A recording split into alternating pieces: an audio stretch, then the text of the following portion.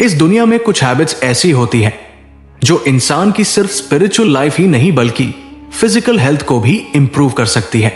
उन्हीं में से एक है वजू, एब्ल्यूशन। वजू सिर्फ नमाज की तैयारी नहीं बल्कि क्लेanलीनेस की एक पावरफुल हैबिट भी है।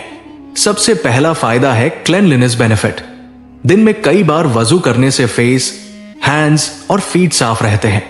इसका फायदा यह है कि जर्म्स कम हो सकते हैं और हाइजीन मेंटेन रह सकता है। दूसरा फायदा है स्किन फ्रेशनेस बेनिफिट। रेगुलर वजू से स्किन फ्रेश फील कर सकती है। फ्रेशनेस का फायदा यह है कि इंसान एक्टिव महसूस कर सकता है। तीसरा फायदा है स्ट्रेस रिलीफ बेनिफिट। ठंडे पानी से वजू करने का फायदा यह हो सकता है कि इंसान काम फील कर सकता है। काम माइंड का फायदा यह है कि डिसीजन मेकिंग बेहतर हो सकती है। चौथा फायदा है डिसिप्लिन बेनिफिट। दिन में 5 बार वजू करने की हैबिट का फायदा यह है कि इंसान रूटीन फॉलो करना सीख सकता है। रूटीन का फायदा यह है कि लाइफ ऑर्गेनाइज्ड हो सकती है। पांचवा फायदा है फोकस इंप्रूवमेंट बेनिफिट। नमाज से पहले वजू करने का फायदा यह है कि इंसान मेंटली प्रिपेयर हो सकता है।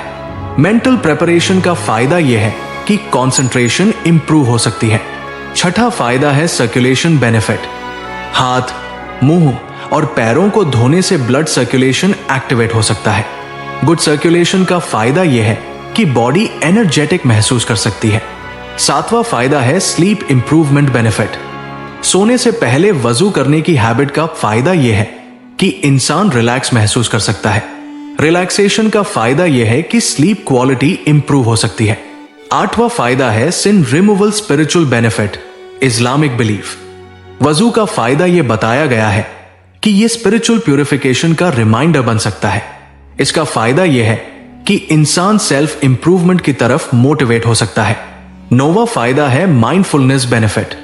वजू करते समय स्टेप्स फॉलो करने का फायदा यह है कि इंसान प्रेजेंट मोमेंट पर फोकस कर सकता है।